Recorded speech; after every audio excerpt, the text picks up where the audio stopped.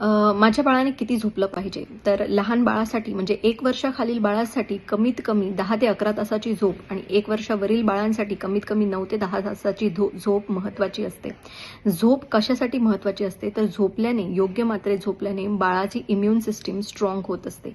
जर कमी झोप मिळाली तर बाळाचं दुसऱ्या दिवशी शाळेत लक्ष न लागणं, चिडचिडपणा येणं, बोर्डम येणं, अभ्यासातील परफॉर्मन्स चांगला नसणं, ह्या प्रकारच्या गोष्टी बाळाबरोबर होऊ शकतात. बाळ वारंवार आजारी सुद्धा पडू शकते. बाळाला भरपूर प्रमाणातल्या ॲलर्जीज सुद्धा होऊ शकतात. तर मग बाळाला चांगली झोप यावी ह्यासाठी आपण काय करू शकतो? तर आपण बाळाचं एक स्लीप रुटीन निर्माण करू शकतो. स्लीप रुटीनमध्ये काय करायला हवं? तर बाळ झोपायच्या 1 तास अगोदर त्याला टीव्ही, मोबाईल किंवा व्हिडिओ गेम्स हा प्रकार देण्याचे टाळणे. त्याचबरोबर झोपायच्या 1 तास अगोदर बाळाला चॉकलेट किंवा अति गोड पदार्थ, कॅफिनेटेड पदार्थ खाण्यास न देणे.